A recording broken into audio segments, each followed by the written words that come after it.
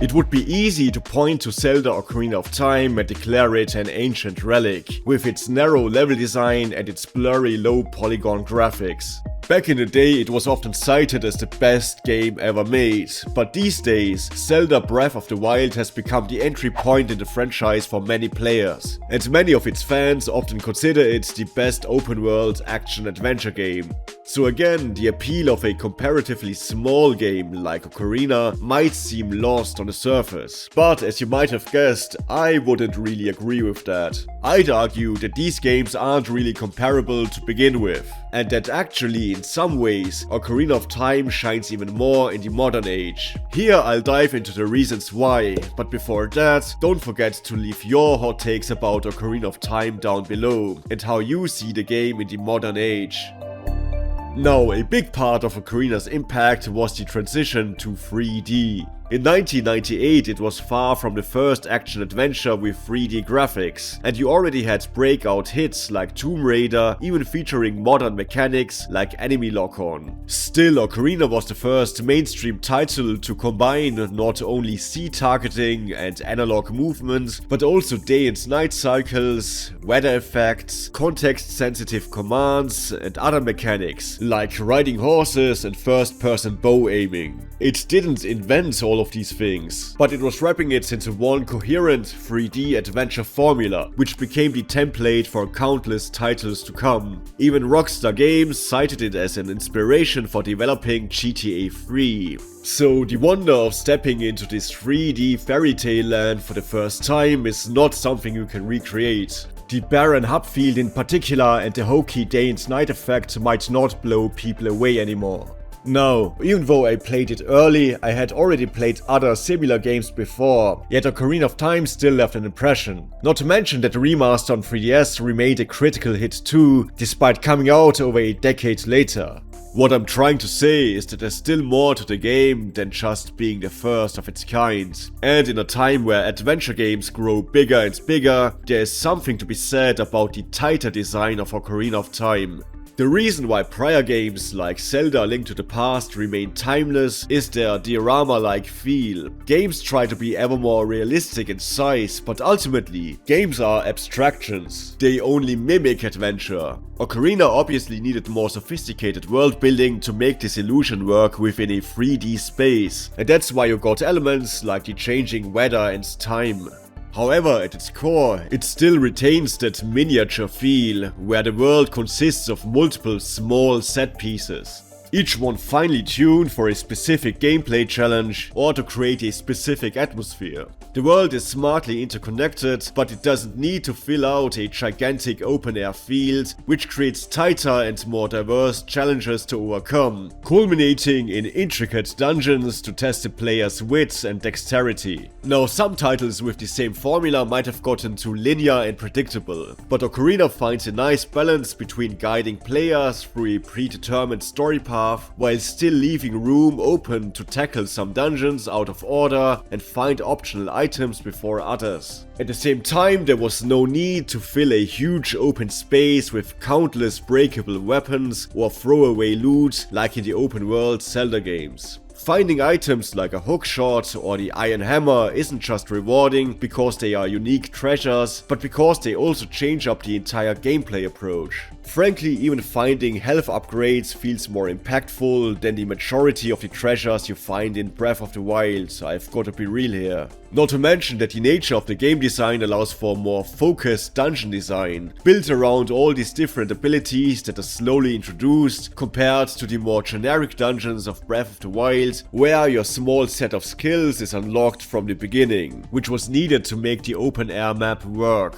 And when it comes to complexity within these dungeons, there weren't ever that many games that could hold a candle to Ocarina of Time, making this particular element stand out even decades later. Again, they didn't need to consider that you could tackle challenges from all directions in an open air map, or fill a gigantic space with copy-pasted stone puzzles and enemy camps. It's way more focused on singular obstacles. That also allows for more concise storytelling. The writing won't win any Nobel prizes, but it serves as a decent backdrop to give the gameplay meaning. Link is infamously mute to be a stand-in for the player, especially in earlier games like this, to make this story about a legendary hero defeating the big evil as immersive as possible. Since this is a family-friendly game, it kind of hits you over the head with this idea that you are in the shoes of this chosen hero everyone's looking up to. But there's also just enough mystery and lore spread over the campaign to make the exploration feel meaningful.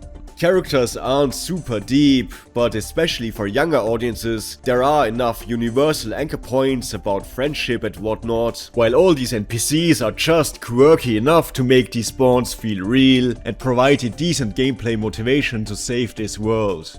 And of course the time travel aspect remains a simple but impactful element, which by the way was created by accident during development when multiple teams worked with differently sized links. Anyway, especially during replays, the first couple of dungeons and areas can feel a little too simplistic because they were trying to ease players into the new 3D gameplay. Yet the plot wouldn't be as impactful if you didn't get the contrast between the peaceful Hyrule of old and the lands overtaken by Ganondorf in the future, where you need to figure out what Link's old pals are up to. Besides that, some of the time loop elements make the world building feel more dynamic when you occasionally need to switch between past and future to solve a puzzle. There will be more to talk about the graphics in a minute, however, as much as visuals might age on the surface, the music doesn't, and it does a lot of heavy lifting. The old Mario and Zelda composer Koji Kondo created one of the best adventure soundtracks of all time, and it was another seemingly simple yet very smart decision to implement the music straight into the core of the story and game design. Not only do the heroic overworld tracks heighten the atmosphere of a rather barren hub field,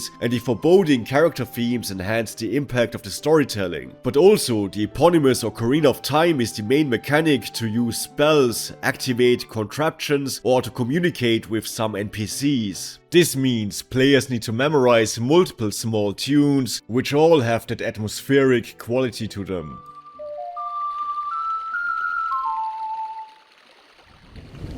They've tried to replicate that in multiple sequels, but it never worked as well as in Ocarina of Time and Majora's Mask. As a side note, I salute Koji Kondo for giving dungeons more surreal and sometimes experimental music for the first time, instead of opting for more generic adventure themes of the past.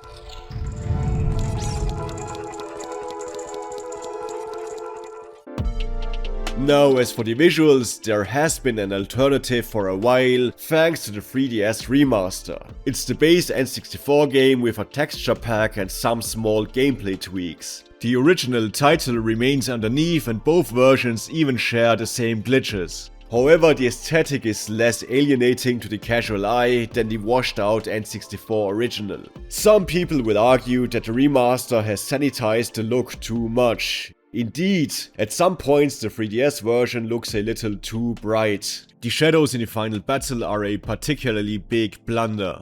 However, all in all, these hiccups are not plentiful. In general, this version was a big step toward the original artwork, and the characters in particular are very faithful to the old promo material.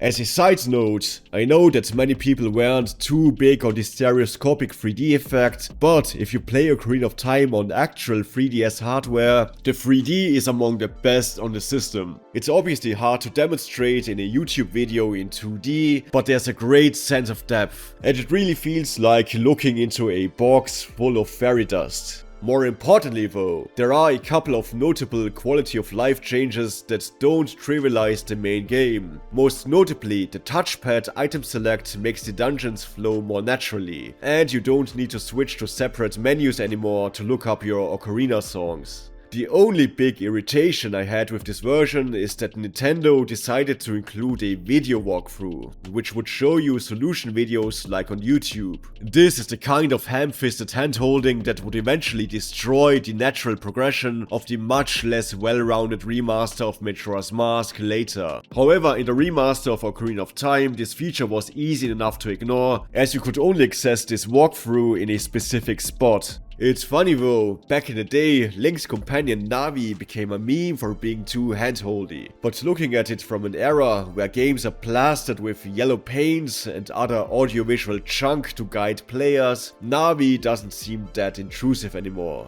The character was mostly a feature to familiarize players with the new 3D gameplay. Which reminds me that I always found it a little amusing how the owl explains the day and night cycle, but in a way that always felt so ominous, as if some black magic was at work. Anyway, the actual hints for story progression and puzzle solving only push you in certain directions without spoiling any of the solutions. In Ocarina of Time you still need to find hints and explore yourself. But going back to the visuals, even after the 3DS remaster there remains an argument for the original. As already mentioned, a couple of spots give off the vibe of this meme, even if it overall isn't as drastic. Admittedly, some of these darker elements might have never been intentional. Again, the 3DS version looks occasionally brighter, and there's less blood. But it's also much closer to the official artwork. There's an inherent uncanny nature to the low poly aesthetic of Generation 5 consoles. Some games, like Silent Hill 1, even benefit from that because being abstract makes it scarier. Yet due to hardware limitations, even a cartoon game like Star Fox 64 can look a little gloomy in ways it wasn't supposed to, I guess.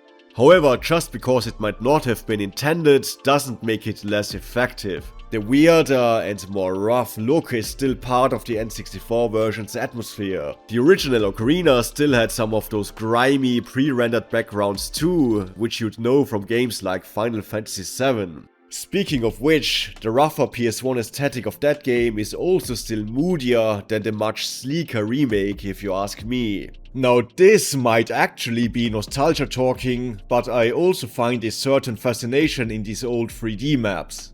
They weren't yet the product of gigantic teams and months of focus testing to follow trends. They were clearly handcrafted by people who themselves were still figuring things out. It's almost like walking into a museum or an abandoned building, but not in the sense that it's old, more like it's genuine to explore. Ultimately though, most classics are fine as they are, as products of their time. These quirks are part of the charm. Even when the initial wonder of seeing a game like Ocarina in 1998 is gone, there is still a unique game here, which no remake could or should replace.